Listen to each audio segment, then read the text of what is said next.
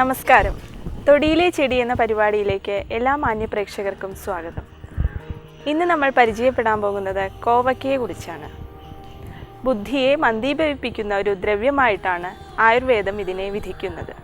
സംസ്കൃതത്തിൽ ബിംബി, ബിംബിക, കർമ്മകരി എന്നെല്ലാം ഇതിനെ നാമകരണം ചെയ്യപ്പെട്ടിരിക്കുന്നു.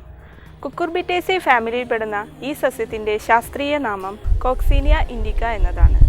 ഇന്ത്യയിൽ എല്ലായിടത്തും ഈ സസ്യം കണ്ടുവരുന്നു. കൂടുതലായി ഉഷ്ണമേഖലാ പ്രദേശങ്ങളിലാണ് ഇത് കണ്ടുവരുന്നത്. ഇത് രണ്ട് തരത്തിലുണ്ട്, കയ്പുള്ളതും കയ്പില്ലാത്തതും. കയ്പുള്ളതിനെ കാട്ടുകോവൽ എന്നാണ് പറയുന്നത്. ഇതിനാണ് കൂടുതൽ ഔഷധ ഗുണങ്ങൾ ഉള്ളത്. കയ്പില്ലാത്തത് കറികൾക്കായി ഉപയോഗിക്കുന്നു. ഇത് പടർന്നു വളരുന്ന ഒരു ബഹുവർഷി സസ്യമാണ്. ഇതിൻ്റെ വേര് തടിച്ചതാണ്, തണ്ട് മൃദുവും പരുപരുത്തതുമാണ്. ഇതിൻ്റെ ഇലകൾ സമാന്തരമായി വിന്യസിച്ചിരിക്കുന്നു. പുഷ്പങ്ങൾ വളരെ ചെറുതും വെളുത്തതുമാണ്. ആൺപുഷ്പങ്ങളും പെൺപുഷ്പങ്ങളും ഇതിൽ അടങ്ങിയിട്ടുണ്ട്. ഇതിൻ്റെ ഫലം നമുക്ക് എല്ലാവർക്കും സുപരിചിതമാണ്. ഇത് നീണ്ട് ഉരുണ്ടിരിക്കും. ഇത് പാകമാകുമ്പോൾ ചുവപ്പ് നിറമാകുന്നു. ഇതിൻ്റെ ഉള്ളിൽ ധാരാളം വിത്തുകൾ അടങ്ങിയിട്ടുണ്ട്. വിത്ത് ഇളം മഞ്ഞ കലർന്ന് പരന്നതാണ്. ഇതിൻ്റെ എല്ലാ ഭാഗങ്ങളും ഔഷധയോഗ്യമാണ്. ഇതിൽ എൻസൈം, ലൂപ്പോൾ അസറ്റേറ്റ്, ഹോർമോൺ തുടങ്ങിയവയെല്ലാം തന്നെ അടങ്ങിയിട്ടുണ്ട്. അല്പരീതിയിൽ ഇത് വയറുപെരുപ്പ്, മലബന്ധം, വാദം എന്നിവയെ ഉണ്ടാക്കുന്നു. സദ്യപ്രജ്ഞ ഹരാബിംബി, സദ്യപ്രജ്ഞ കരീവച. വയമ്പ് ബുദ്ധിയെ ഉദ്ദീപിപ്പിക്കുന്നത് പോലെ കോവയ്ക്ക ബുദ്ധിയെ മന്ദീഭവിപ്പിക്കുന്നു. എന്നിരുന്നാൽ കൂടി ഇത് ഔഷധമായും ആഹാരമായും വർഷങ്ങളായി ഉപയോഗിച്ചു വരുന്നു.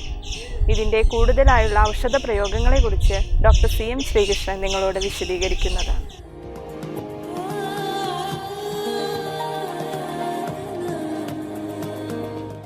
കോവയ്ക്ക നല്ല സ്വാദിഷ്ടമായൊരു ഫലമാണ്. അതുകൊണ്ട് ഉപ്പേരി വെച്ച് കഴിഞ്ഞാൽ നല്ല സ്വാദാണ്. അത് ഈ പ്രമേഹ രോഗികൾക്ക് ഈ കോവയ്ക്ക ഉപ്പേരിയായിട്ട് എന്നും കൊടുക്കാൻ നല്ലതാണ്. അത് കോഴവള്ളി എന്നെ കഷായം വെച്ച് കൊടുത്താലും പ്രമേഹം ശമിക്കും. അതുപോലെ ഇത് രക്തപിത്തത്തിന് നല്ലതാണ്. പിന്നെ ഈ മഞ്ഞപ്പിത്തം, അതുപോലെ ഈ ലിവറിലുണ്ടാകുന്ന കുഴപ്പം, ഇതിനൊക്കെ ഈ കോവയ്ക്ക സമൂലം കഷായം വെച്ച് കൊടുക്കാം. കോവയ്ക്ക തന്നെ ദിവസേന ഉപ്പേരി വെച്ച് കൊടുക്കാം.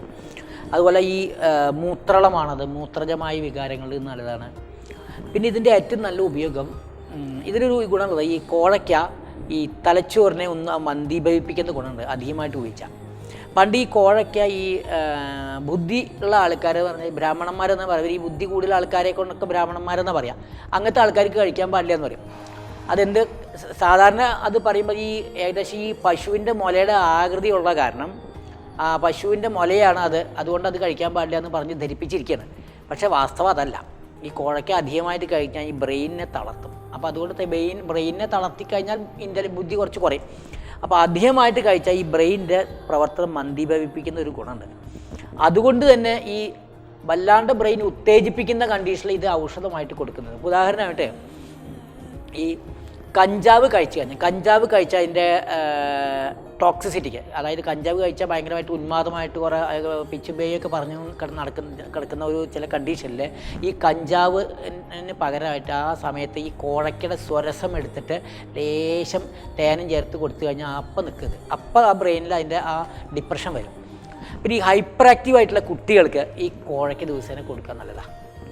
പിന്നെ ഈ മദാത്യത്തിൽ, അതായത് കള്ളു കുടിച്ചിട്ട് ഇങ്ങനെ മദം ഇരിക്കുന്ന കണ്ടീഷനിൽ ഈ കോവയ്ക്ക അതിൻ്റെ ആ ഫലം നല്ലവണ്ണം ഉണക്കി പിടിച്ച പൊടി തേൻ ചേർത്ത് ഒരു 4-5 ദിവസം കൊടുത്തു കഴിഞ്ഞാൽ നല്ല ഗുണമാണ്. മാത്രമല്ല ഈ മദ്യപാനം നിർത്താനും ഈ കോവയ്ക്ക അല്ലെങ്കിൽ കോവ ഒരു ഔഷധമാണ്.